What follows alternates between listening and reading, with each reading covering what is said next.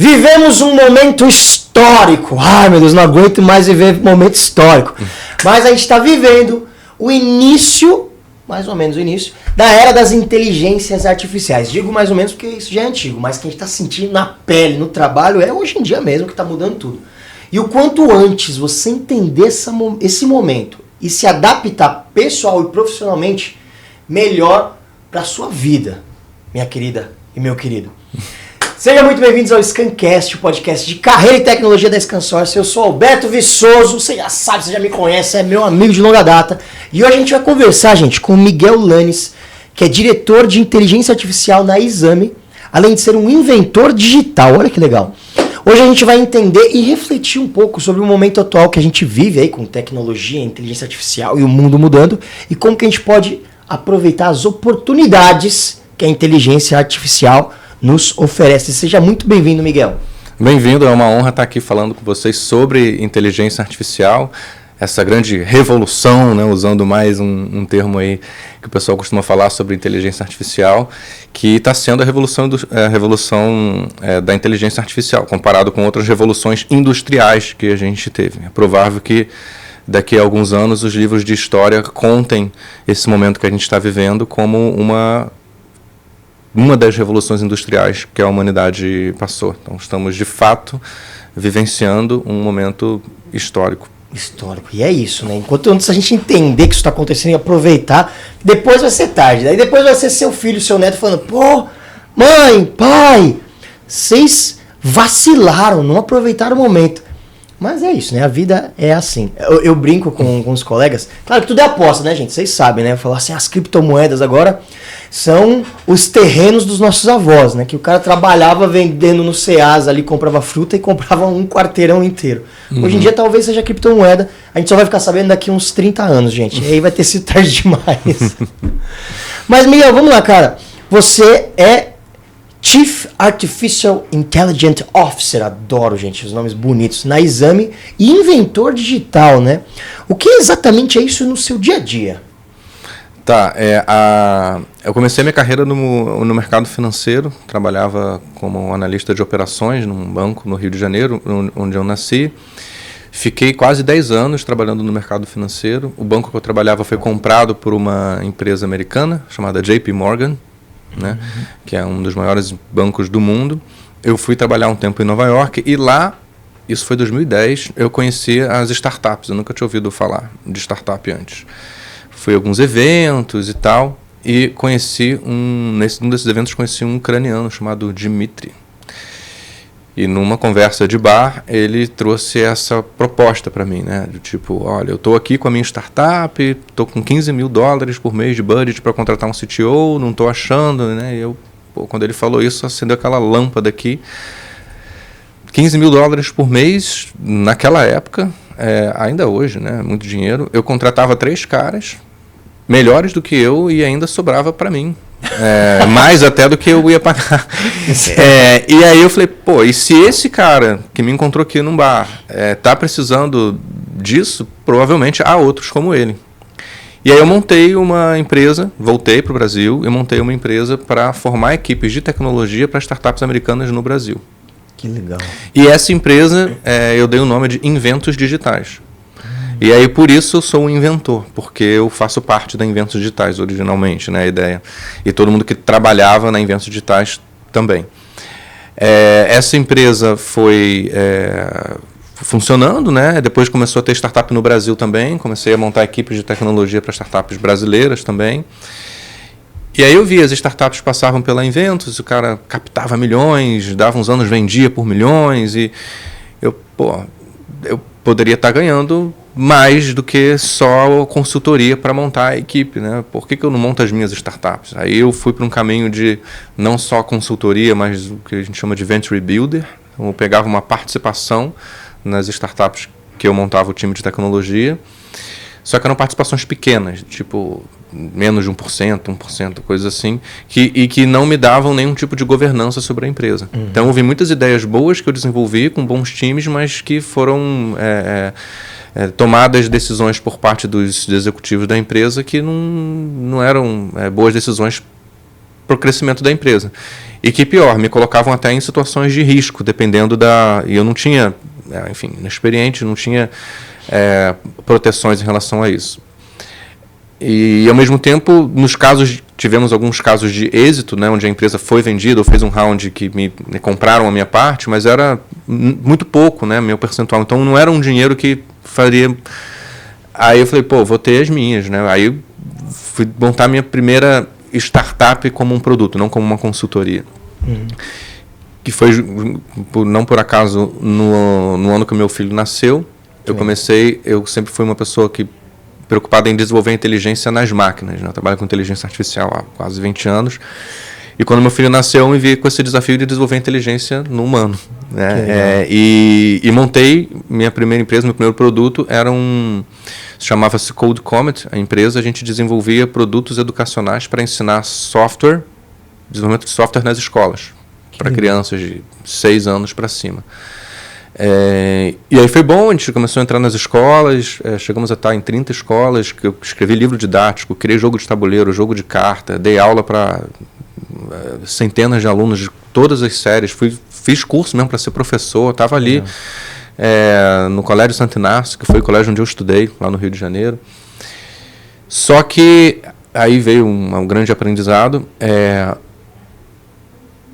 Tudo que a gente faturava, a gente gastava. A gente faturava bem, só que gastava e não sobrava nada para mim. Então, na prática, eu trabalhava num negócio que não me gerava nenhuma receita, era super estressante, porque a gente tinha unidade física também, às vezes, sei lá, a cadeira quebrou, o computador faltou, o pai do aluno quer falar com... não era escalável como eu gostaria. A minha ideia era, vou fazer o livro didático, as escolas vão começar a ensinar programação, vou comprar meu livro didático, super escalável, né? Então, mas sendo um livro didático digital. Mas, por mais que as escolas gostassem do produto, não era uma dor para a escola. Né? Ensinar desenvolvimento de software não tem uma correlação direta com o aumento da nota do Enem, ou com... o pai não vai decidir por aquela escola porque ela tem aula de programação, é que nem robótica. Então, põe robótica, que é mais fácil explicar, é mais futurista ainda e tal. E aí, na hora de pensar negócios, né, o aprendizado, assim, eu sempre olho em algo que seja uma dor de alguém, e não uma coisa que seria legal ter, né, que era o caso. E um outro aprendizado foi de ter sócios. Né, era eu meio que sozinho nessa operação, e é uma vida muito solitária, né, de liderança, e de liderança de uma startup mais ainda. E ter sócio ajuda você a ter alguém que está ali sentindo a mesma dor que você, e que quando você não está bem, te puxa para cima, e quando a pessoa não está bem, você... Então é importante ter sócios também complementares a você. E nisso de ter sócios complementares, quando eu estava nessa situação do Code Comet, querendo encerrar ali, eu conheci o Bruno Leonardo, que era um cara de educação corporativa, tinha uma escola de educação corporativa e estava querendo ir para tecnologia. E eu era um cara de tecnologia que estava indo para educação. Aí a gente se conheceu, foi meio que amor à primeira vista, o primeiro pitch. Ficamos conversando, tivemos a ideia de criar uma Netflix para educação corporativa, isso foi 2016. Copiar a Netflix, só que ao invés de ser Breaking Bad, Friends, era método ágil, diversidade e inclusão, temas que as empresas precisam disseminar dentro dentro do seu quadro de funcionários. E montamos a Witseed, se chama Witseed essa empresa, que é uma Netflix para educação corporativa. A Witseed foi crescendo, eu cuidava da parte de operação, ele cuidava da parte comercial, fomos crescendo. Na pandemia foi um grande boom, porque todas as empresas tiveram que digitalizar suas universidades corporativas e tal. A gente estava com aproximadamente 20% do PIB brasileiro como cliente, era muita coisa. Uau. Não só fornecendo treinamento, como também sabendo o que os funcionários estavam treinando. E uma massa de gente muito, muito grande.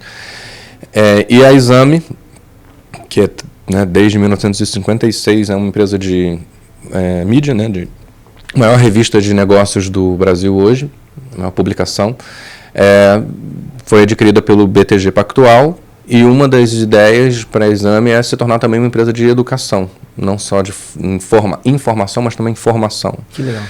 E aí eles compraram a Witseed, 100% da operação da Witseed, para a Witseed fazer parte ali do braço B2B, né, formação para empresas. E quando aconteceu essa operação, vendi, né, 100% da empresa, então você vira funcionário, né? Deixei de ser um empreendedor e passei a virar um funcionário. Mas qual era o meu cargo, né? E aí fiquei pensando muitos dias sobre isso, depois que a gente fechou a operação, que eu ia fazer. Eu já não estava querendo ficar na operação de uma fábrica de conteúdo, que era o que eu fazia, que envolvia gravação, a própria plataforma digital, né, lidar com os bugs, novas funcionalidades, esse tipo de coisa. E estava no início dessa onda da inteligência artificial. Bem no começo, era o ChatGPT, sei lá, né, era antes do 3. Ainda era ruim, né, comparado com o que é hoje. E aí vem essa coisa de inventor, né? Porque aí eu inventei um cargo. Eu falei, pô, o que eu quero fazer? Eu quero trabalhar com inteligência artificial. E fui pesquisar, né, usando a própria inteligência artificial na internet, o que estava acontecendo, e descobri que o New York Times tinha um head de inteligência artificial que eles denominavam Chief Artificial Intelligence Officer. E fui pesquisar também e vi que não tinha nenhum curso de inteligência artificial no Brasil para a pessoa de negócio. Todos os cursos eram para o developer, cientista de dados, ensinar Python, sabe, essas coisas assim. E quando eu comecei a usar ali o ChatGPT e ver aquilo, eu falei, cara, isso aqui não é para o cara de tecnologia. Isso aqui vai mudar a vida de todo mundo que precisa falar, escrever. Basicamente todo mundo que está dentro de um escritório vai usar esse tipo de... Isso aqui só vai melhorar. Aí eu marquei uma reunião com o Pedro Valente, nosso CEO da Exame, e fiz, né, usando até a própria inteligência artificial, toda a estratégia, ensaiei com a inteligência artificial, eu uso, né, e criei esse cargo, o Chief AI Officer. Eu vou ser o Chief AI Officer da Exame, vai ser a primeira empresa do Brasil que tem um Chief AI Officer. A gente vai colocar inteligência artificial em todas as áreas, do jornalismo ao RH. A gente vai criar um MBA em inteligência artificial para negócios, que vai ser o primeiro do Brasil, na Faculdade Exame, para formar os novos Chief AI Officers. Você quer ser o próximo Chief AI Officer? Se eu faço essa onda, eu faço o nosso MBA. Essa foi a ideia ali, eles compraram. E assim eu virei o Chief AI Officer da Exame, atuando com as frentes de inteligência artificial dentro da companhia, nos cursos para as empresas, como coordenador do MBA em Inteligência Artificial para Negócios, que já faturou mais de 10 milhões, a gente tem, sei lá, centenas de milhares de alunos que adoram o curso. Esses alunos estão virando, de fato, Chief AI Officers nas suas empresas. Outro dia eu fiz um artigo, né, na Exame. Depois eu recomendo a leitura lá. A Exame tem uma editoria de inteligência artificial. Em 2 semanas eu escrevi sobre a Bruna Ferreira, que era atendimento na DM9, uma das principais agências de publicidade do Brasil. Fez o MBA e hoje ele é head de AI lá e comanda uma transformação que eles estão fazendo dentro da agência com inteligência artificial. Ela é um exemplo de vários outros. Então... você fez uma pergunta curta, eu estou respondendo de maneira longa. Pelo amor de Deus. Inventor é por causa da invenções digitais, e porque de fato eu acabei abraçando essa ideia de inventar, né, com tecnologia. Essa ideia do inspetor Bugiganga, não sei se é do tempo aqui da urgência, mas tinha um desenho do inspetor Bugiganga, que era um detetive, que ele tinha um monte de apetrechos, né? Então saiu um braço do chapéu dele, pegava... Né, ele tinha uma série de pequenas automações na vida dele com tecnologia, e é um pouco o que eu gosto, assim, né, pensar em pequenas automações, em pequenos produtos que melhoram a minha vida e também a vida das pessoas que começam a usar. Essa ideia de inventor. E o Chief AI Officer foi uma estratégia de marketing mesmo, que deu muito certo mesmo. Cara, que legal! que legal, que história boa! Só essa pergunta já é um corte aí, viu? Depois você volta pra ver esse corte. Cara, que legal. E aí me diz uma coisa, pô, você participou da criação de mais de 50 startups, né? Foram isso muitas. Do que eu li, deve estar atualizado, já deve estar em 90. Mas diz uma coisa, porque esse universo das startups quase que é uma coisa que está se tornando meio mitológica também entre as pessoas. Tem que criar uma startup, e aí se vou estourar porque eu vou vender... O sonho de criar uma startup genial e vender ela um dia. Mas como que é o dia a dia de criar uma startup? Parece que é uma coisa muito... mas não, né? Você tá bem falando, você tem que trocar a cadeira que quebrou. Eu, por exemplo, eu não quero criar outra startup. Deus me livre de criar outra startup. Mas assim, eu falo isso de alguém que criou uma e conseguiu vender ela, né? Uhum. Foi a melhor coisa que eu fiz, assim, profissionalmente, assim. O meu maior orgulho é ter criado uma coisa assim do absoluto zero. Era zero, não existia, e fui junto com o meu sócio, Bruno, né, que é um cara assim, muito mais carismático até do que eu nesse sentido, fui convencendo as pessoas dessa ideia, que foram trabalhar com a gente, formamos uma equipe de, sei lá, 40, 50 pessoas, convencendo os clientes a comprarem e renovarem, convencendo o BTG Pactual, o maior banco do Brasil, a comprar também. Então, toda essa jornada árdua de você repetidamente, todo dia, acreditar que o futuro vai dar certo, porque não tem salário. Esse é o primeiro ponto. Você, quando está na startup assim, nesse estágio, você não tem salário. Você trabalha sem ganhar salário. Já começa por aí. Paga para trabalhar, né? Muitas vezes você põe dinheiro. Inclusive, teve meses que a gente teve que aportar dinheiro. Depois de um tempo você começou a ter um salário mais abaixo do mercado, que não... Então era sempre uma crença de que vai dar certo no futuro e a gente vai conseguir virar a empresa ou vender a empresa, alguma coisa do tipo. E pode não dar certo, como deu na minha primeira empresa, né? E aí todo aquele esforço não necessariamente vai ser recompensado. E as pessoas, geralmente o que sai na mídia, o que ganha exposição é aquela situação de sucesso, de êxito, né? O Facebook foi uma startup. Né? A Apple foi numa garagem, né? Tem essa coisa mitológica dessa imagem que é interessante para as empresas de tecnologia, né? Porque isso estimula as pessoas a tentarem essa carreira, mas a verdade é que 1%, 5%, um percentual muito baixo das startups realmente dão certo. E é muito trabalhoso e angustiante. Eu vivi assim, era meses que era dia 29, dia 30, eu sentado com o Bruno, falei, cara, a gente tem essa folha aqui de R$200 mil para pagar de funcionário, o cliente não renovou, não tem. O que a gente faz? Né? E não tem garantia de futuro, né? Eu não tô contribuindo com previdência, com nada, é mesmo um exercício de fé muito forte. Você precisa ter muita fé que vai dar certo, e precisa ter sócios, né? Por isso que muito alinhados e ao mesmo tempo diferentes e complementares, que você possa quebrar o pau, discutir, discordar, mas que percebam que tem algo maior envolvido, né? Né? E eu consegui ter essa sorte, né? Não exatamente sorte, porque né, não foi aleatório, mas encontrei o Bruno, a gente se deu muito bem, a gente teve uma sociedade que foi muito, muito boa, apesar das discussões, apesar de tudo, e a gente conseguiu ter um exit bem sucedido nesse sentido. Mas tanto eu quanto ele, a gente conversa muito sobre isso, e muita gente, depois que você faz né, várias vezes, diz assim, não, Miguel, qual é a sua próxima ideia? Quero investir, né? Se você já vira essa coisa de como eu já ganhei uma vez, eu vou ganhar sempre, né? Então existe essa mitologia. E eu não só não acho que é verdade, né? Não necessariamente eu vou acertar de novo, como eu não quero passar por todo aquele sofrimento que eu passei na construção da minha startup. Se eu fosse fazer um novo negócio, seria completamente diferente. Eu ia fazer uma captação de investimento, coisa que a gente não fez, a gente fez totalmente bootstrapping.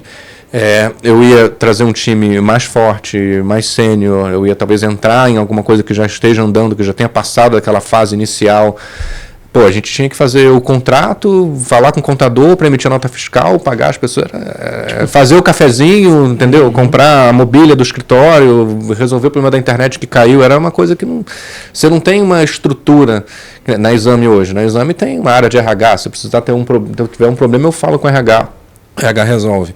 Se eu for precisar contratar uma pessoa, pô, RH, contrata aí. Problema financeiro, se eu tiver. Tem departamento jurídico, né? Eu mando para o jurídico. Você tem um próprio respaldo da marca, todo mundo conhece o Exame, né? Tem 3 milhões de seguidores nas redes sociais, ou mais até, 200 milhões de page views. Então você tem uma estrutura, né, uma marca que te dão muito mais possibilidades de curto prazo do que uma startup que está começando. Você meio que começa devendo, né? Os investidores te dão dinheiro, você tem que fazer aquilo que o cara botou, se multiplicar por 5, por 10. Essa é a expectativa dele. A gente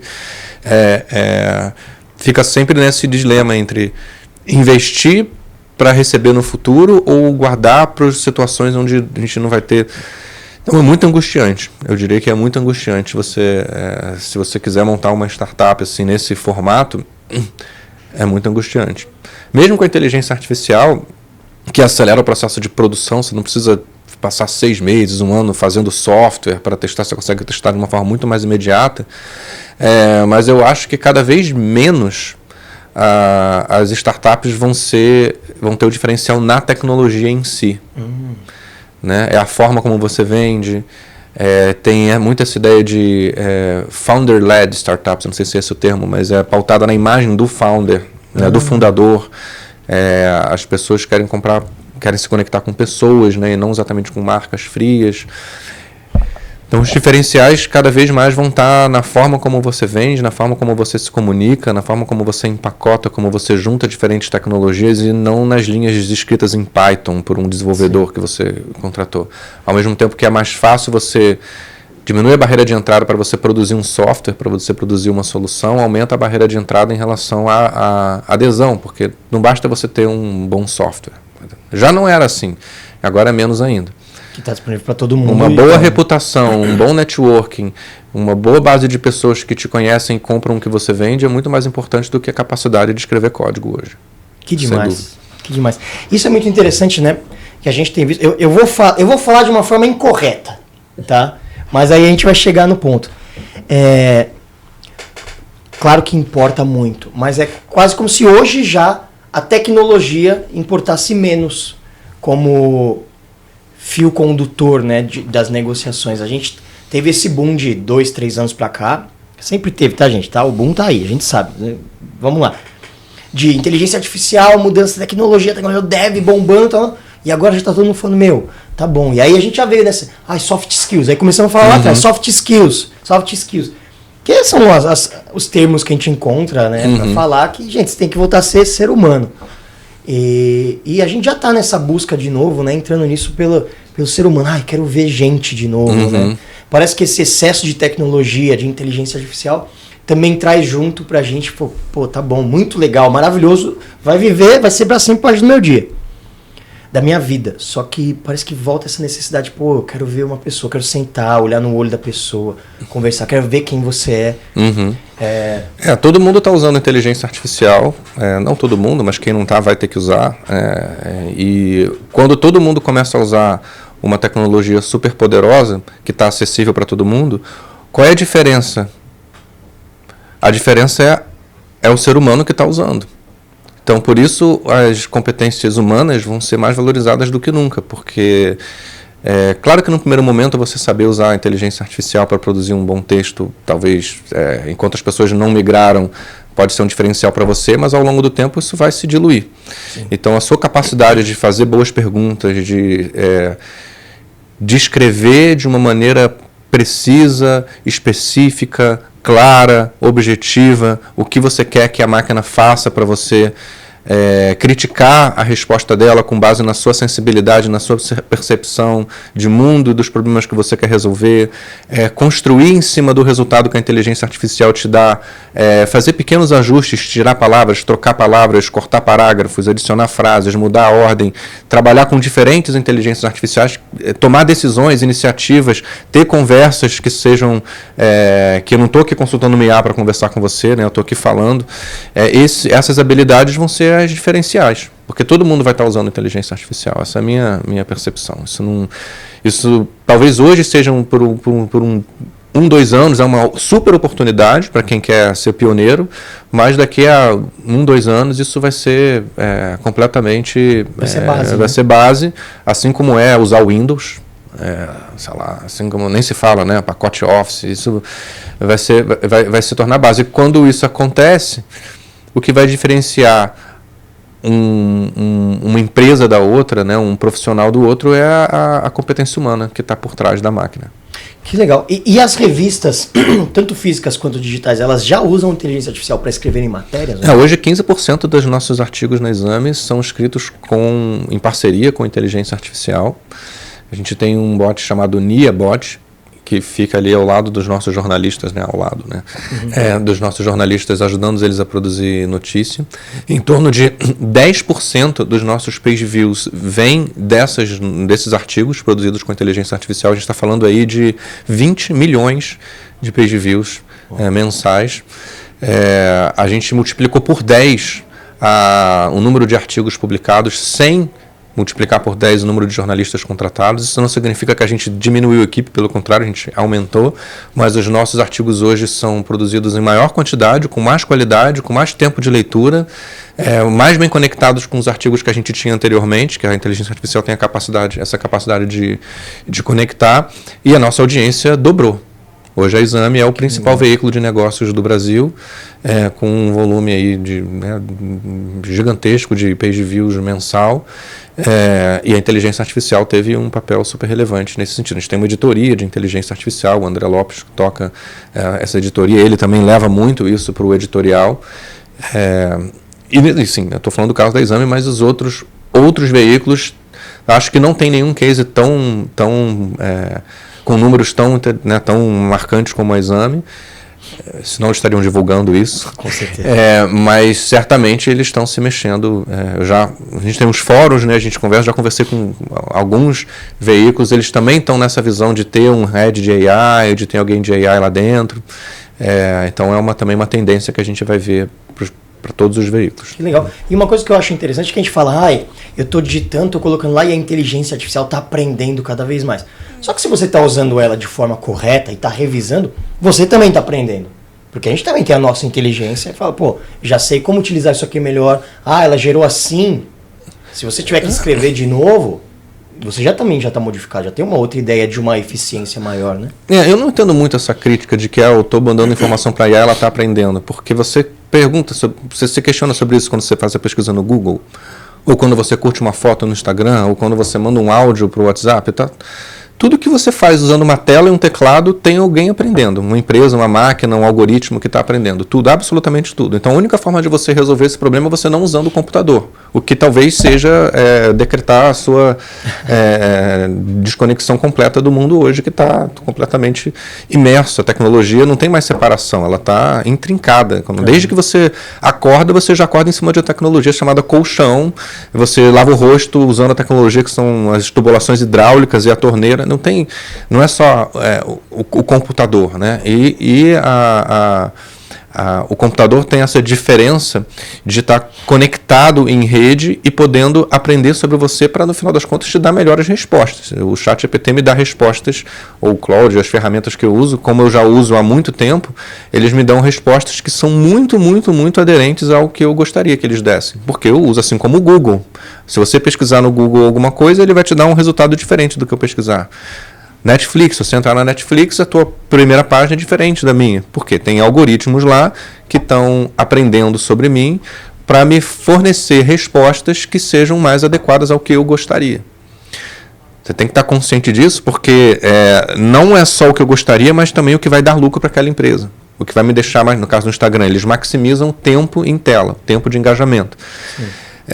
Então é importante você estar ciente disso, mas usar o algoritmo a favor. Eu uso os algoritmos das redes sociais, eu sei que eu estou treinando eles quando eu estou dando like, quando eu estou comentando alguma coisa, quando eu estou dedicando mais tempo a um determinado vídeo. Então eu intencionalmente treino eles para eles me trazerem mais conteúdo que seja relevante para a minha atuação. Eu uso profissionalmente.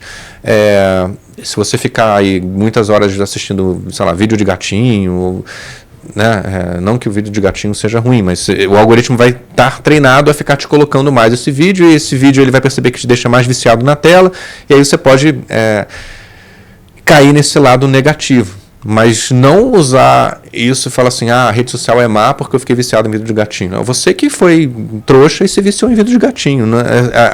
As pessoas hoje elas querem ficar colocando a culpa nas tecnologias, no computador, quando falam assim, usar a tela é ruim, ficar muito tempo no computador é ruim. Tá, mas depende do que você está fazendo. Se você ficar 24 horas por dia assistindo pornografia, é péssimo. Mas se você ficar lendo um artigo filosófico sobre alguma coisa importante para você, não é péssimo. Mesma coisa, livro. Livro não é necessariamente bom. Se você ficar lendo livros de piada o dia inteiro, não necessariamente você vai estar aprendendo. Então, demonizar a ferramenta é simplesmente uma estratégia de não assumir a responsabilidade.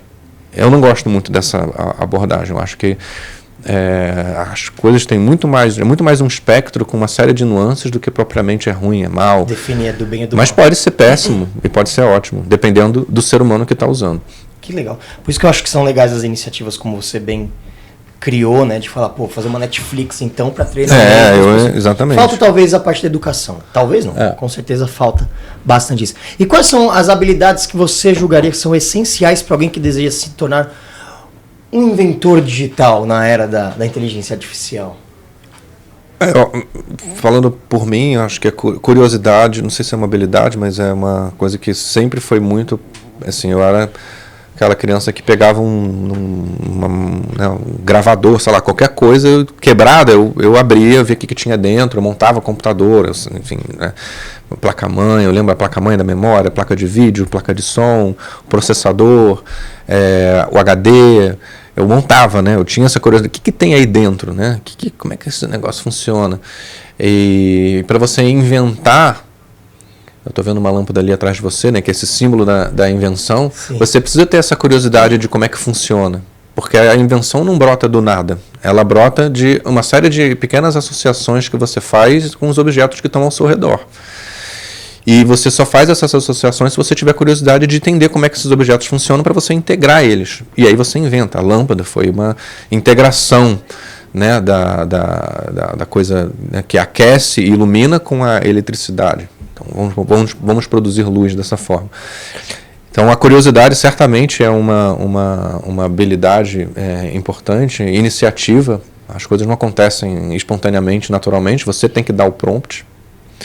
Pensamento crítico, você tem que criticar o que a inteligência artificial te dá.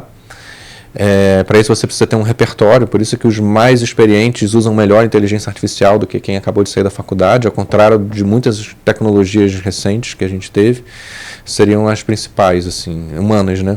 Além de você, claro, aprender a usar as ferramentas, aprender a usar o ChatGPT, aprender a usar o Claude, aprender a usar, enfim, as ferramentas que forem relevantes para o seu campo de atuação. São hoje milhares de ferramentas. Inclusive, fazer aqui um jabá, se você for no site www.inventormiguel.com, eu tenho um guia de ferramentas, tem mais de 1000 ferramentas lá, catalogadas por área de atuação, e você tem a minha ficha técnica da ferramenta lá. Você está em dúvida de qual ferramenta usar, qual ferramenta aprender, é um bom ponto de partida. Isso é muito legal, né? Porque tá aí, né? A inteligência artificial chegou, tá na sua mão, no seu celular, no seu computador. Chegou para você. E aí, isso é uma pergunta que eu te faria agora, mas você já respondeu, né? Você acha que é importante fazer um curso sobre inteligência artificial? Ou não? Só vou ficar lá mexendo... Fazer o curso te encurta tempo, né? Eu passo 8 horas por dia ou mais falando sobre inteligência artificial, testando ferramentas de inteligência artificial, bolando soluções de inteligência artificial para empresas de todos os portes. Então eu cometo muitos erros, muitos acertos e aprendo com muitos erros e acertos das outras pessoas. Tudo isso está empacotado, transformado num curso, num MBA de inteligência artificial para negócios, da Faculdade Exame, inclusive recomendo, que além de te encurtar esse tempo, porque você provavelmente não está todo esse tempo dedicado a isso, fora que eu trabalho há 20 anos com inteligência artificial, então tem essa curadoria também das ferramentas e dos conteúdos, você vai ter um título regulamentado pelo MEC de um especialista em inteligência artificial para uma faculdade nota 5 no MEC. Então a Exame agora é São Paulo também, a gente comprou a São Paulo. Então tem esses dois aspectos, de você estar comprovadamente preparado para o mercado em relação à inteligência artificial de um lado, e segundo, você ganhar tempo em relação às centenas de escolhas que você pode ter nesse mundo da inteligência artificial hoje, porque alguém que já está fazendo isso há muito tempo encurtou esse caminho para você. Acho que nesse sentido, eu sempre quando vou aprender alguma coisa nova, eu vou ver quem são as principais referências e começo a aprender com eles. Sempre. Melhor dica para você que tá perdido, não sabe para onde vai agora, todo mundo apavorado que vai perder o emprego por causa da inteligência artificial. E se você está assistindo a gente aqui e quiser fazer um MBA da Exame, pode falar que viu o Miguel falando no podcast pode falar que viu o Miguel no podcast da ScanSource, que eles vão dar um desconto especial para vocês, hein? Fica a dica aí. Tá vendo, Kate? Tá vendo? Eu não sei, depois eu vou terminar de gravar aqui e vou me inscrever no MBA em inteligência artificial. Eu adoro estudar. Isso é uma coisa que eu amo fazer nessa vida. Não, vale a pena, tá muito bom. Fora o networking que você faz com os outros alunos, aí a gente faz eventos na redação, a gente na Exame tem acesso a todos os grandes nomes do mercado, né, o CEO de todas as empresas, né, e a gente brinca isso lá, a capa da Exame vai ser do nosso ex-aluno, né, que criou uma solução com IA. A Bruna está aí, né, né, como eu já comentei antes, e tem outros exemplos de alunos que criaram soluções incríveis a partir de conversas que apareceram dentro do próprio networking que a gente criou lá dentro do MBA. Que legal, isso é maravilhoso. Eu acho isso, o melhor lugar para você fazer network é na escola, é estudando.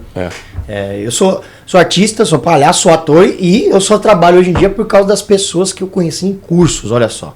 E aí eu vou te fazer uma pergunta, né? Inteligência artificial e carreira, hoje em dia parece ainda um combo futurista. O pessoal fica falando, os jovens estão estudando para empregos que não existem. Como é que você se prepara para um emprego que ainda não existe? Não existia Chief AI Officer quando eu estava na faculdade. Existia engenharia de software. Foi o que eu fiz. Eu fiz engenharia de software. Porque eu gostava de trabalhar com computadores. Eu sempre gostei de videogame, de jogar. Depois eu comecei a criar meus próprios jogos. Eu gostava muito do computador. Era uma coisa assim muito mágica. Assim. Eu posso criar um mundo ali com as minhas regras e depois de ver a internet, eu posso falar com uma pessoa que está em outro lugar, né, instantaneamente. Eu sempre fiquei muito impressionado com as capacidades do computador, assim, da máquina. Então eu fui estudar computadores, né? E aí, ao longo da minha jornada estudando computadores, que persiste até hoje, eu fui encontrando oportunidades de ganhar dinheiro a partir do meu conhecimento sobre computadores. Hoje a gente tem uma variedade muito grande de opções. Você gosta de corpo humano? Vai estudar medicina. Você gosta de animais? Veterinária. Você gosta de alimentação? Estou dando aqui exemplos, mas eu acho que você precisa encontrar dentro do universo de carreiras disponível qual é aquele assunto que mais te interessa e não se preocupar exatamente qual vai ser o seu cargo.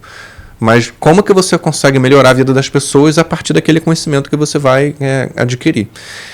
E é claro, sim, a inteligência artificial ela pode sempre te ajudar, porque ela pode ser essa parceira, esse assistente que vai estar com você, vendo a sua vida de fora e te dando inputs que você não tem sozinho em relação a como é que você quer movimentar a sua carreira. Né? A inteligência artificial, a computação, né, ela é essa disciplina transversal para todas as áreas.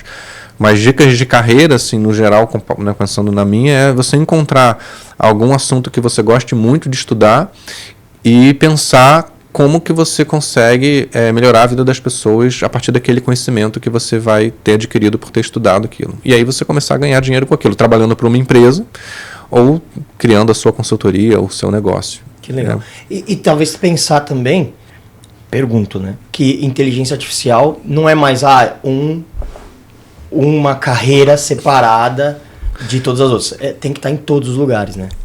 Qualquer profissional pode usar a inteligência artificial para melhorar o seu próprio trabalho, a qualidade do seu próprio trabalho. Mas você também pode ser um profissional de inteligência artificial que vai atuar, que nem eu, 10 horas por dia pesquisando, falando sobre inteligência artificial e até sendo conselheiro de empresas, palestrante, participar de podcasts, produzir conteúdo sobre inteligência artificial especificamente. É um caminho de carreira também. Porque fica, e a gente já ouvi isso antes, né? Todo mundo vai virar programador, uma coisa assim, né? Como se a IA fosse substituir o médico e agora não é mais médico, é IA, né? É um profissional de IA. Não é verdade, vai continuar sendo um médico que usa IA, vai continuar sendo um nutricionista que usa IA. A IA vai ser simplesmente uma maneira de você exercer melhor a sua profissão, a sua paixão, a sua vocação, o que você quer trabalhar. E você pode trabalhar com a própria IA também, se você quiser, que é o meu caso. Né? Na verdade, não é IA, eu gosto de computador. Por acaso, IA está na moda, as pessoas só me perguntam sobre IA, mas tudo que tem a ver com tecnologia emergente, robótica, adoro robótica, realidade virtual, realidade aumentada. A minha casa assim, parece um laboratório, drone, tudo que você pode imaginar. Mas a inteligência artificial, de fato, é hoje essa tecnologia que eu posso embarcar em qualquer um desses devices, né, em qualquer um desses computadores. Tudo está virando uma espécie de computador, o óculos, né? Começou com relógio, anel, né? Esse anel aqui é um anel que tem inteligência artificial, monitora se eu estou estressado e etc. Internet das coisas é isso, né? As coisas vão tendo internet, vão virando computadores. Mas isso não significa que as profissões vão ser substituídas pelos computadores, pelo contrário. Que demais. Vai ajudar. Vai ajudar, vai potencializar, vai expandir a sua capacidade de produzir, de seu repertório, sua capacidade de se expressar. E esse ponto eu acho interessante, né? Falar sobre substituir. Quando a gente vai agora para... Porque muitas vezes, pelo menos quando a gente está falando de CPF, né, e não de CNPJ, o nosso contato com inteligência artificial é mídia, né? Muito de mídia. A gente está vendo agora as criações no Instagram, ou isso é uma coisa que chama muita atenção. Então, até os deepfakes, né, que são grandes problemas. Você acha que a gente vai conseguir, em algum momento, que já é muito difícil, distinguir o que é feito por IA, o que não é? Não, já não dá, né? Já era. Não dá. Você não consegue hoje identificar uma fotografia, se eu te mostrar que uma fotografia é feita por IA de uma família feliz na praia, e se eu te mostrar uma fotografia de comercial da Doriana, margarina, você não vai saber qual foi feita por IA e qual não foi. Vídeo também está começando a ficar assim. Áudio também está com uma música. A questão faz diferença, né? É uma pergunta que eu faço, assim, se foi ou não feito por IA para o consumidor final. Tem muita essa discussão com meus amigos músicos. Muito. Assim, eu faço as músicas que eu adoro com IA. Eu gosto muito de música, toco o instrumento e tal. E algumas músicas eu faço com IA e eu adoro as músicas. Eu escuto, eu gosto, eu faço para os eventos que eu dou, eu faço música para os clientes e tal. Que legal. E aí os meus amigos músicos falam, não, isso não é música, isso aí, sabe, eles não aceitam que aquela arte é uma arte. Nossa, essa é uma discussão. Porque não tem naquela arte não foi feita por mim, né? Não tem a minha, não é autêntica, não tem a minha. Só que isso por que não tem? Quem foi que deu o prompt? Quantos prompts eu tenho que dar para dizer que é meu? Quantas alterações eu tenho que fazer no que a inteligência artificial me entregou para que eu possa dizer que é uma produção minha? Quem define esses números? Quem avalia?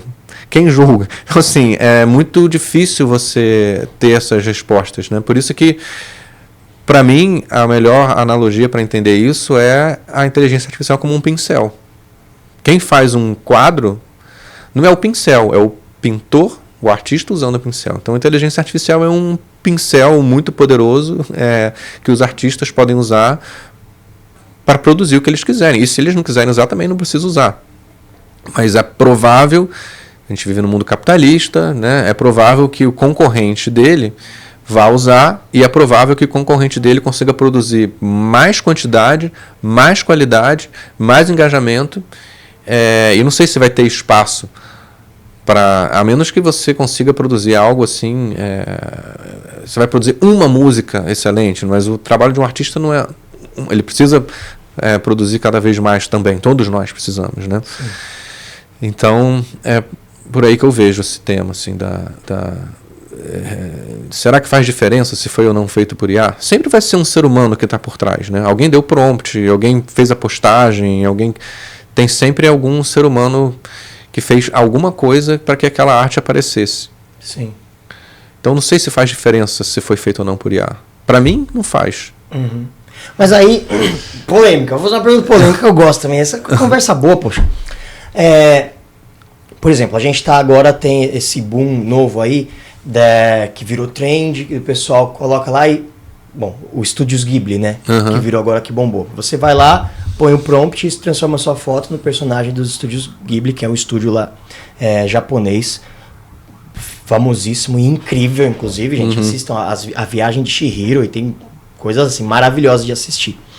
Como que fica essa propriedade intelectual, né? Porque eu entendo esse lado claro, alguém teve que pegar todo esse caldeirão de informações e saber o que extrair dali, né? Pegar esses ingredientes. É uma nova alquimia, né? Você tem que saber o que misturar, o que pedir para misturar para criar algo novo. Completamente de acordo. Mas e esses ingredientes que estão lá? E quando surge essa nova... Porque é uma coisa que a gente... Hoje não tem uma regulamentação, não tá ajustado. Como você vê o desenvolvimento disso, né, nos próximos anos? Vai ter um equilíbrio? Essa briga, artistas que criaram a base que foi colocada lá dentro e não receberam royalties? Quando um ser humano imita o Silvio Santos, tem propriedade intelectual?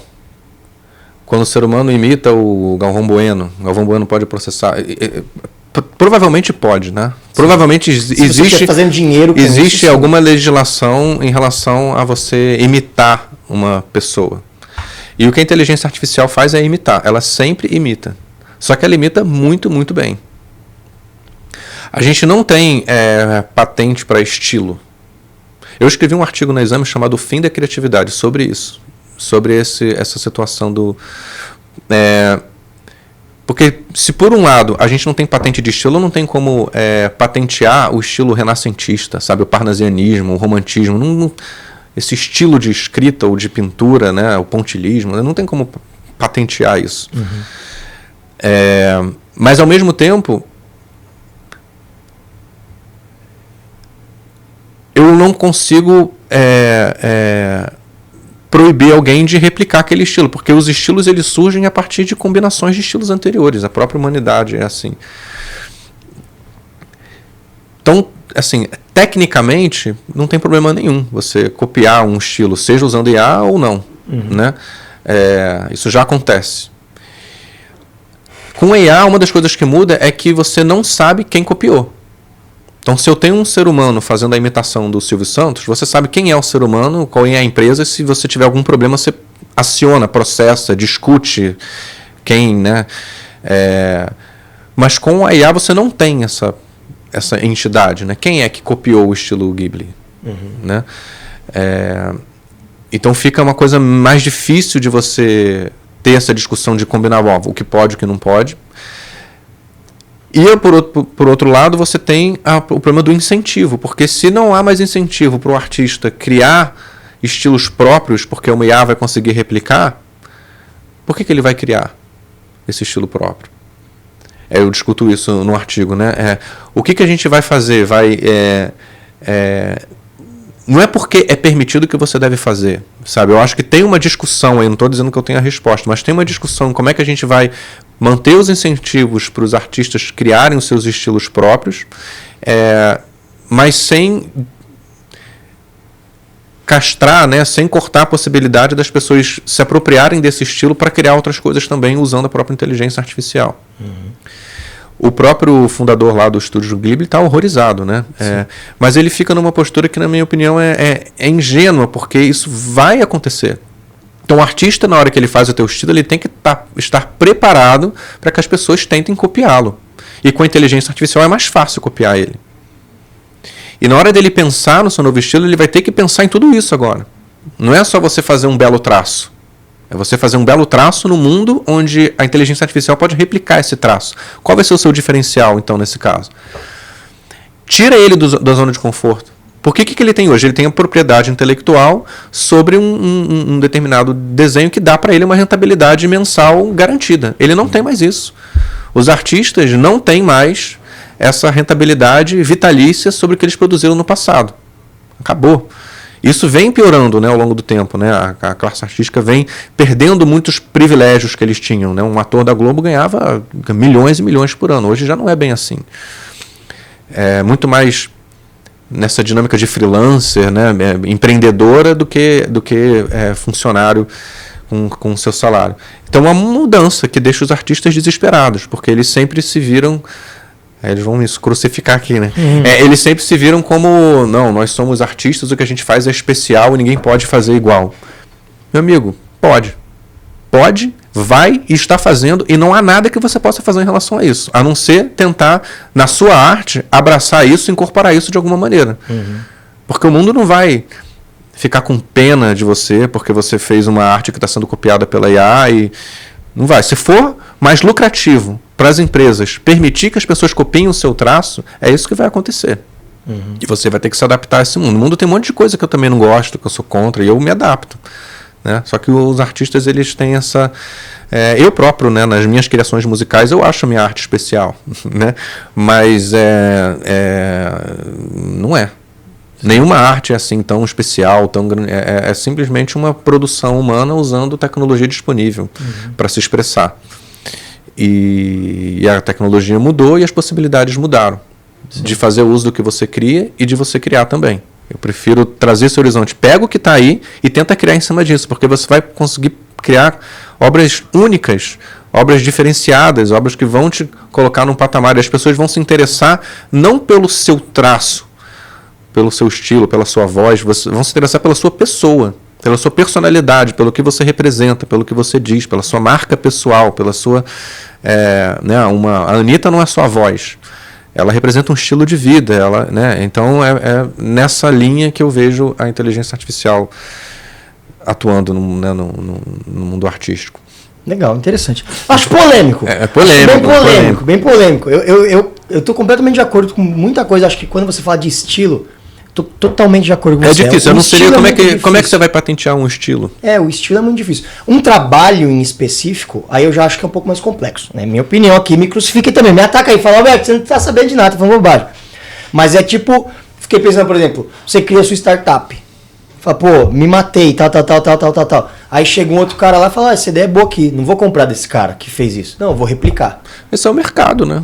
Ai, mas aí é muito cruel, Miguel. Não faz você isso pode, você pode. Mas se você tem uma patente? Isso. Você pode criar documentos e registrar esses documentos em entidades que podem te proteger em relação aos usos desse. É muito comum no mercado de startup você assinar uma coisa chamada NDA, Non-Disclosure Agreement. Então, antes de eu te contar a minha ideia, etc, você vai assinar isso aqui comigo dizendo que você não vai usar essa ideia, não vai roubar a minha ideia. Você pode fazer esse tipo de proteção já existe hoje e já é usado. Mas eu, por exemplo, fiz uma plataforma parecida com a Netflix. Foi uma cópia, porque eu nem tenho acesso aos códigos, mas eu me inspirei numa coisa que já existia para criar algo melhor dentro do nicho onde ele estava se propondo a atuar. Mas é um ponto, né? Como é que você protege a sua propriedade intelectual? É porque eu acho mais produtivo você produzir mais do que você gastar tempo tentando proteger o que você já produziu. Essa é a minha perspectiva, é a minha história, né? Mas, enfim, cada um tem interessantíssimo, eu acho maravilhoso. É isso, a gente não tem a resposta.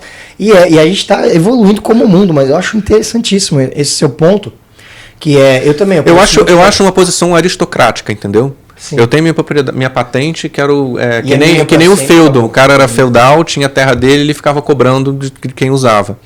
Eu acho que é uma posição aristocrática. Entendi. Essa posição de querer um royalty eterno sobre o que você produziu no passado. Sim. Eu sou a favor de construir coisas novas o tempo todo e ganhar na construção das coisas novas, e não de ficar ganhando com o royalty do passado. Mas eu entendo que isso é importante para criar incentivos para que as pessoas produzam. Então, eu deixo o dilema.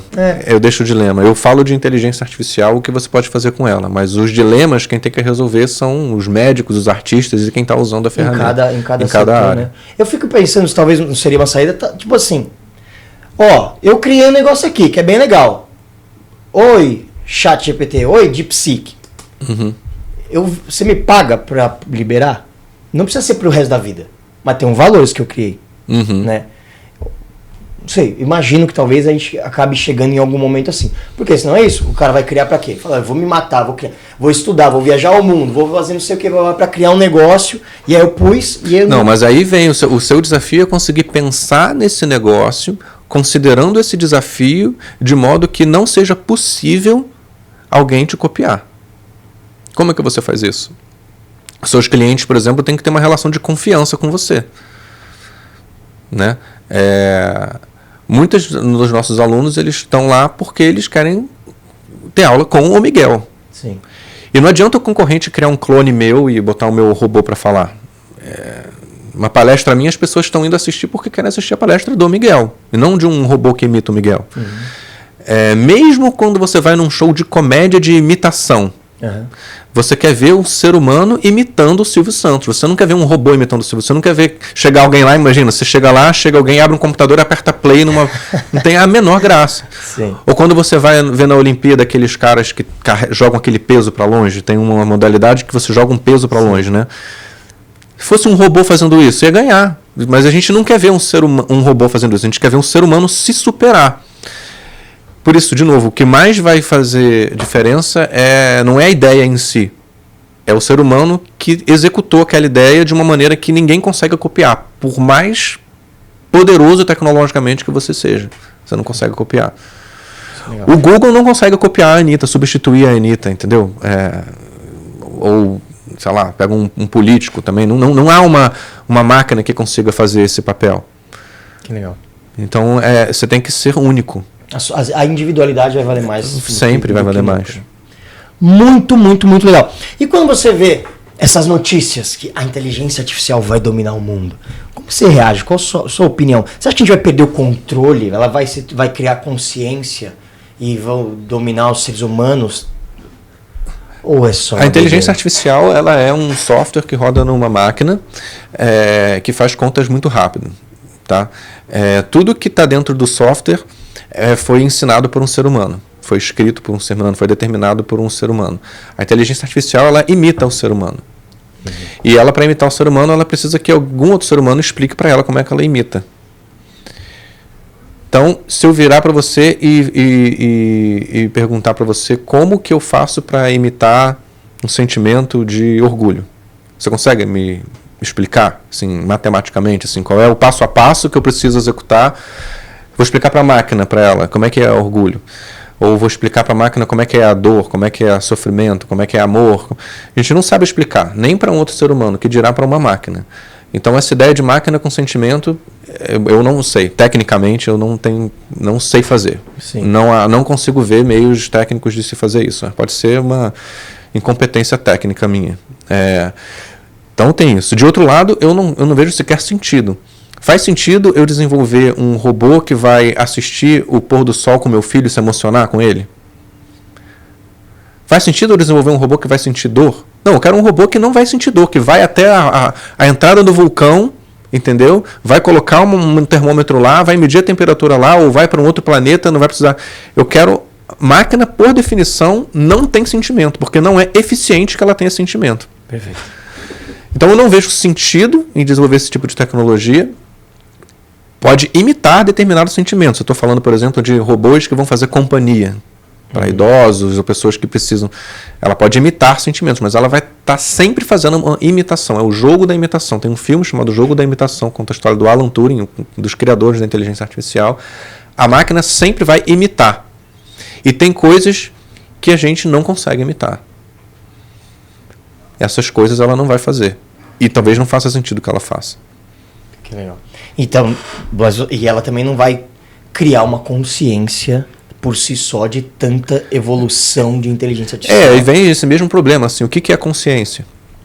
Talvez os japoneses tenham uma resposta, a gente tenha outra, os americanos tenham outra. Como é que eu vou ensinar para a máquina isso? Ela não consegue se auto-ensinar. Como é que eu imito a consciência? Sim. A gente não sabe. Pois acaba virando uma pergunta religiosa. Você acredita que tudo no mundo é determinístico e já está pré-definido, ou eu consigo prever tudo que acontece? Perfeito. Não acredito. Eu acho que é Deus que define. Então, vira uma pergunta religiosa sobre a sua visão de mundo, no final das contas. Quem é, talvez, assim, um ateu ferrenho e, talvez vá para um caminho, não. A inteligência artificial pode chegar num ponto onde ela imita de uma forma tão precisa o ser humano que tem uma consciência ali, a gente consegue prever tudo o que vai acontecer. Aí nesse mundo não precisa nem mais de político, né? Coloca uma IA, mas eu não acho que seja bem assim. Eu acho que tem... sempre que a gente entende um pouco mais sobre o ser humano ou sobre o mundo, novos problemas e novas perguntas vão aparecer. Antigamente a gente não sabia que o átomo era a unidade menor possível. Aí descobrimos o átomo. Aí o cara foi olhar mais de perto o átomo. Não é só o átomo, tem próton, tem nêutron, tem elétron. Então tá, o próton, são essas três. Aí o cara foi olhar o próton de perto e descobriu que... Então a tecnologia, ao mesmo tempo que ela vai descortinando o mundo pra gente, ela vai abrindo novas possibilidades. Então vai ter sempre alguma pergunta que a gente não tem a resposta. Legal. E, portanto, a inteligência artificial não vai conseguir resolver esse problema. Legal. Eu acho. Eu acho. Mas lá atrás você falou uma coisa que eu acho que faz muito sentido, né? E aí eu vou replicar agora. Você falou, não é porque dá para fazer que a gente vai fazer, né? Que é legal fazer. Então, hoje em dia a gente sabe que tem gente substituindo a terapia, psicólogo, psicanalista por inteligência artificial.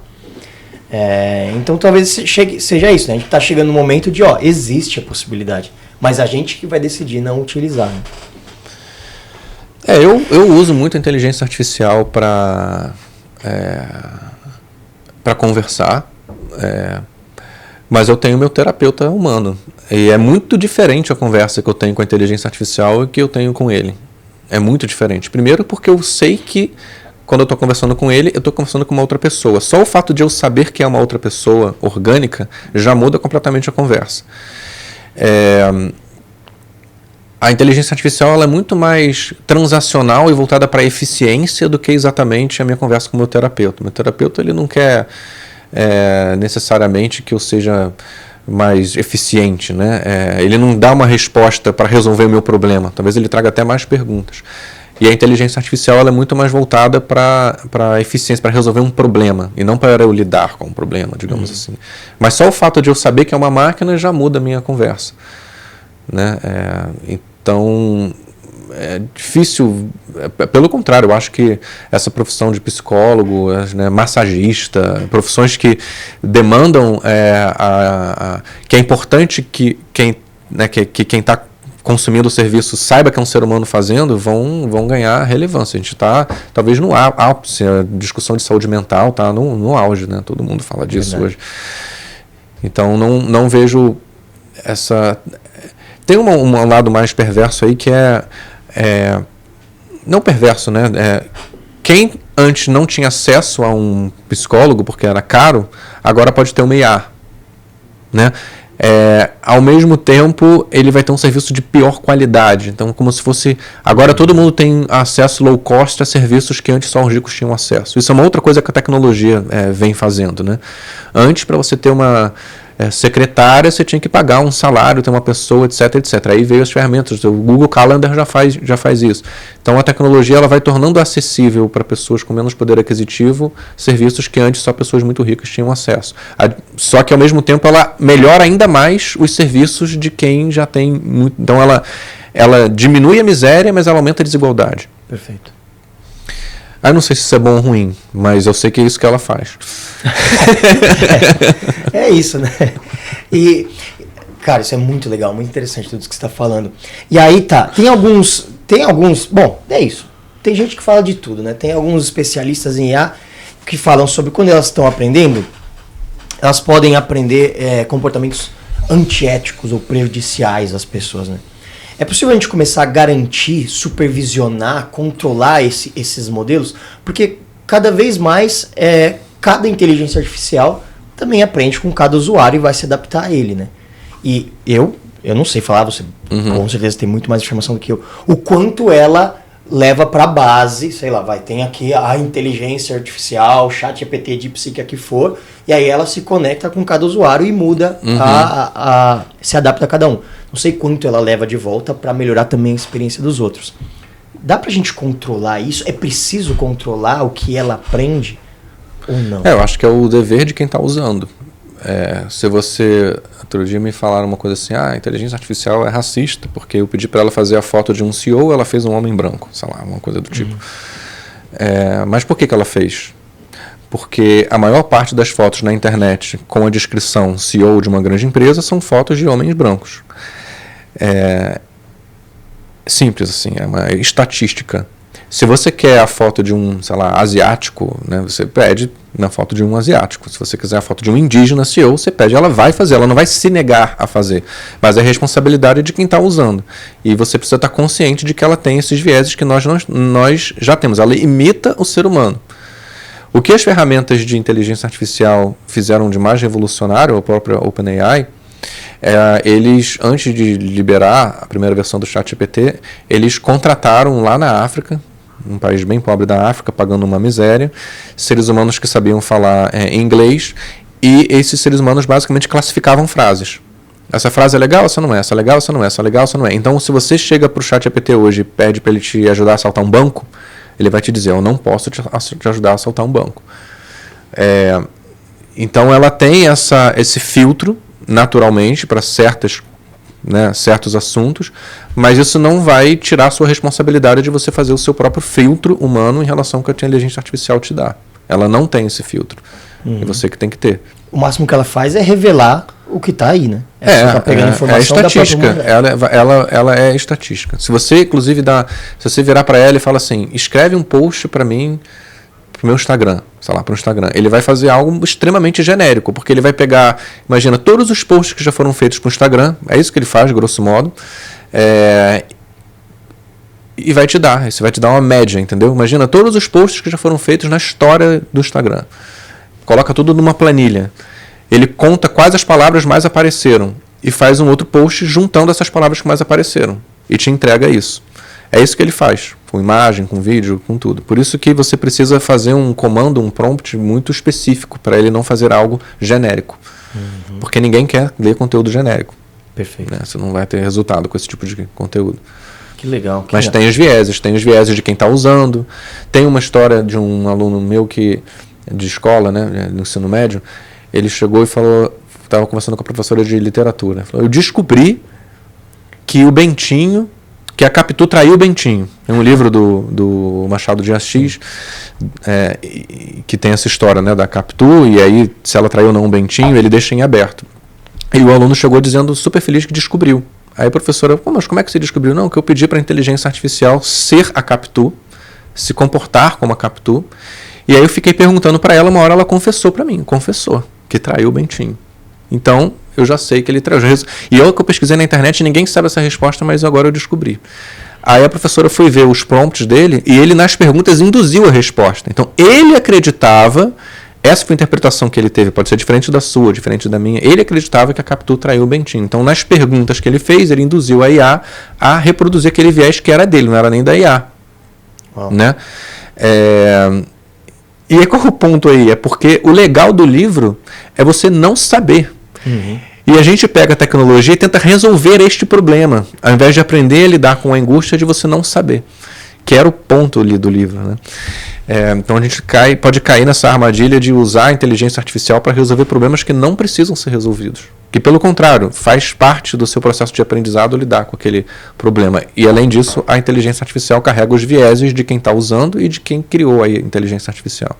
Isso é muito legal. No fim das contas, ela está revelando quanto nós, como humanidade, precisamos melhorar, né? Exatamente. E a gente não está preparado para as tecnologias que estão disponíveis para a gente hoje em dia. Né? Toda nova solução traz novos problemas. Com a inteligência artificial vão ser muitos problemas. Mas ela não deixa de ser uma tremenda solução. A gente vai descobrir a cura do câncer. Isso é maravilhoso. A gente vai ir para outros planetas. A gente vai aumentar a expectativa de vida. A gente vai aumentar a qualidade de vida. Graças à inteligência artificial. Isso é muito legal. Tem um caso muito vou dividir aqui rapidinho. Vocês, porque eu não sou entrevistado ele, mas está muito interessante essa conversa. Cesare Lombroso.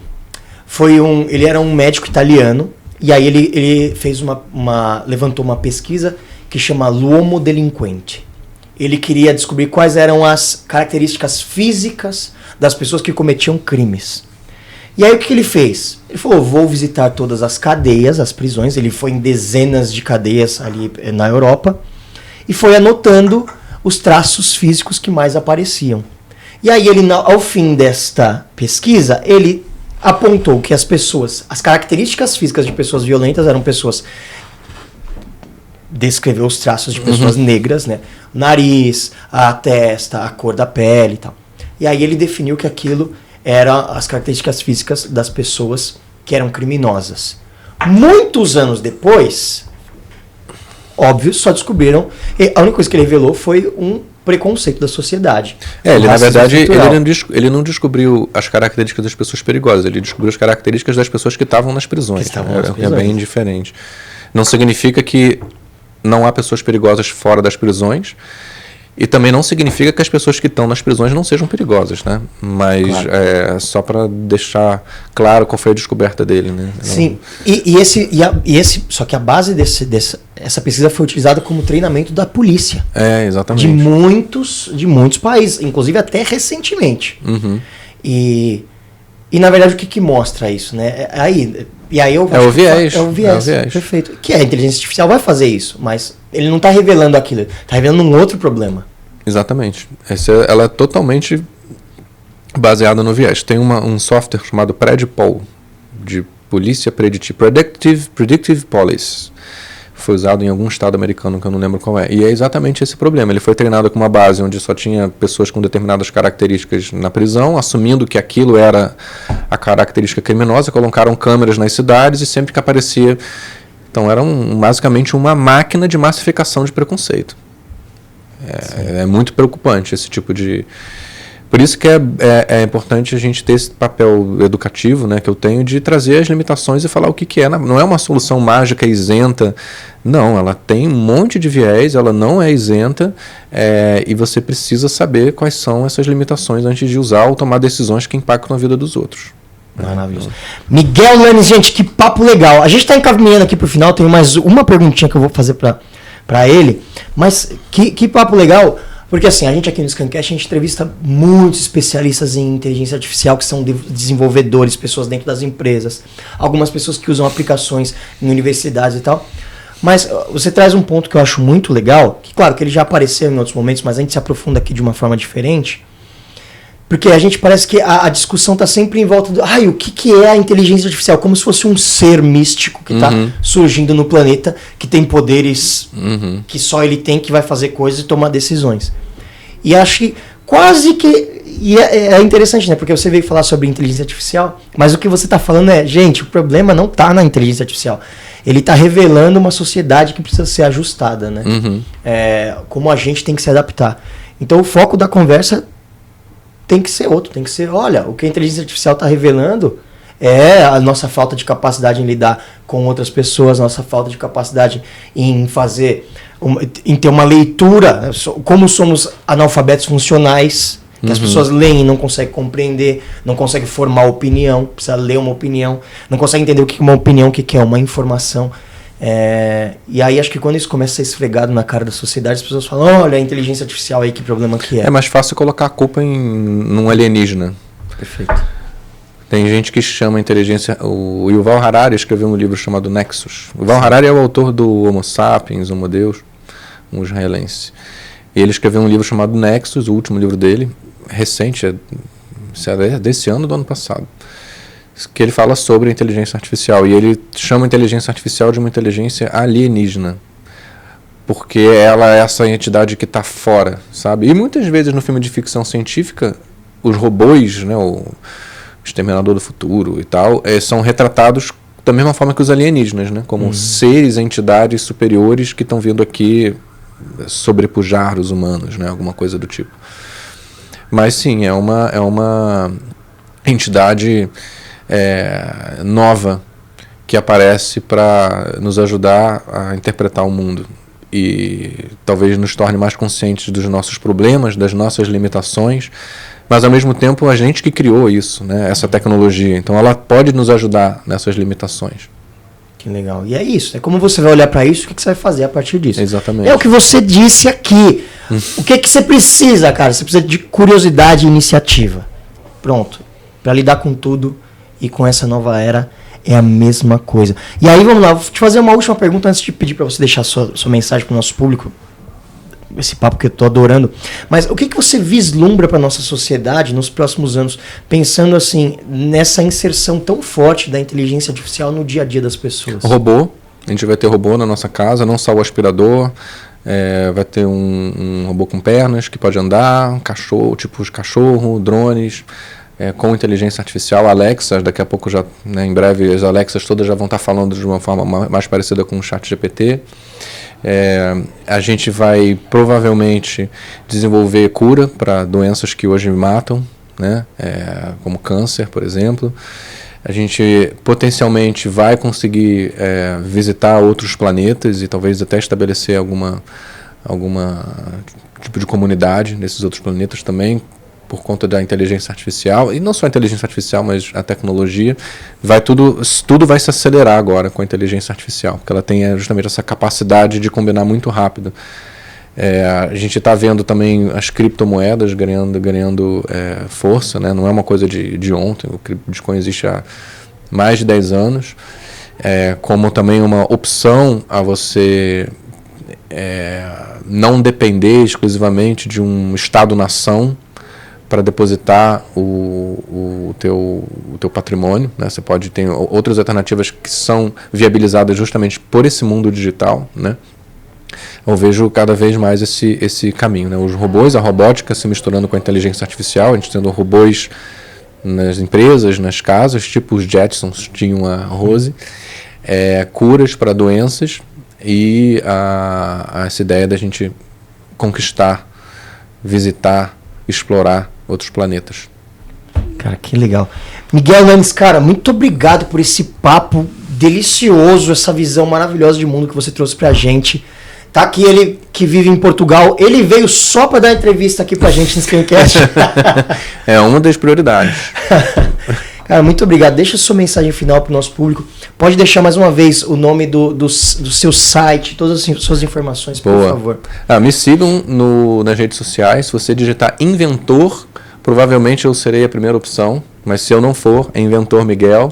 Eu publico todos os dias conteúdos sobre inteligência artificial, trazendo as ferramentas que eu estou testando. Em alguns vídeos faço o desafio para você identificar quais vídeos foi eu que gravei e quais vídeos foram gravados com inteligência artificial, porque tem alguns vídeos que eu não gravo, a IA que faz, é inacreditável a qualidade. Procure um bom curso, uma boa formação de pessoas que têm experiência. Hoje as redes sociais se inundaram desses gurus aí que começaram a aprender inteligência artificial ontem.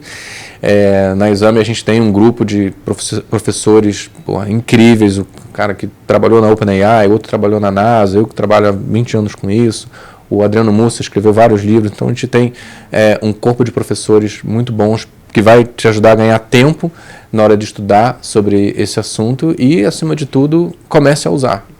Abre lá o ChatGPT, é de graça, começa a conversar com ele, começa a conhecer e a aplicar no seu dia a dia, porque quanto mais tempo você demorar, mais você vai se arrepender de não ter começado. Miguel Nunes, cara, muito obrigado. Volte sempre. O Screencast está aberto para você voltar e conversar, porque esse assunto é infinito. Inesgotável. Obrigado, foi um prazer. Gostei muito da conversa. Obrigado. E o Screencast de hoje vai ficando por aqui. Você que adorou esse papo, que eu sei que você adorou, já aproveita, encaminha para aquele seu amigo que gosta de inteligência artificial, aquele cara que fala sobre inteligência artificial, mas traz um monte de informação que você não sabe de onde que ele trouxe. Você sabe que aqui no Screencast a gente só traz gente de nome, pessoal aqui, que traz e fala a verdade sobre o que está acontecendo no mundo, né? Esses malucos não, que tá cheio de gente doida, que às vezes até é engraçado de assistir, mas aqui você tem informação boa, com fonte. Gente, e é isso, o Screencast de hoje vai ficando por aqui. Eu sou o Alberto Viçoso e a gente se vê no próximo programa. Muito obrigado, até mais.